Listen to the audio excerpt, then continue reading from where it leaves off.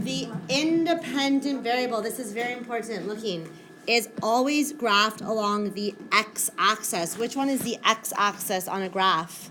Horizontal or vertical? Good. So let's label this x, and then the vertical axis would be y.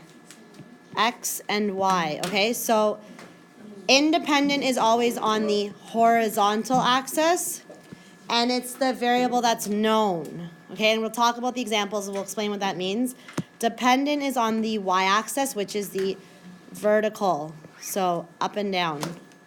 Horizontal is left to right, okay?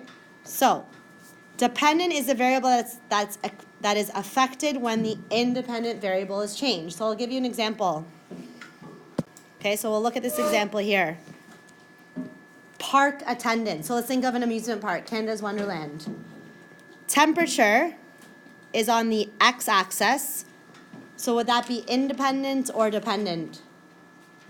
Temperature. Independent. Thank you.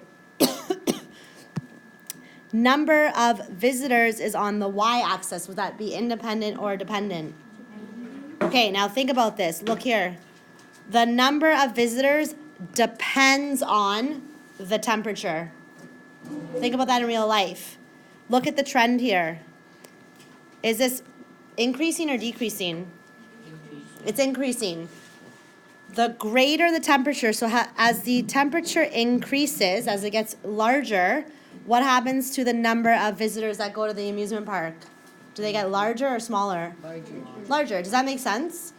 The better the temperature, the more people are probably going to go outside. Yeah. Okay? So the number of visitors depends on the temperature. Okay? Does that make sense? Let's look at A. Speed of skater going down a ramp. So think about this in real life. The height of the ramp, as the height increases, as it gets larger, what happens to the speed that the skateboarder is going? Is he getting faster or slower? Faster. And again, this is a positive trend. It's increasing. Okay? What about B? We're looking at the lizard's temperature. What happens as the surrounding temperature, so the temperature around a lizard, as it increases, okay, this is getting larger again, what happens to the lizard's body temperature? As the temperature around the lizard gets greater, so warmer, what happens to the temperature of the lizard? It goes up, so it also gets warmer. It's higher. It gets hotter and hotter. Lizards' body temperature changes depending on the temperature around them. Okay? How about D? This is a good one. Is this positive or negative for D?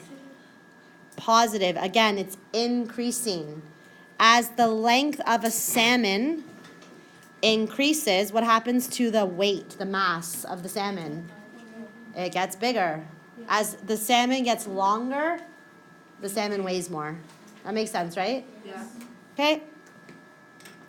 Looking at a relationship between the number of successful free throws in a basketball game versus, so the relationship is between that and the number of hours you spend practicing.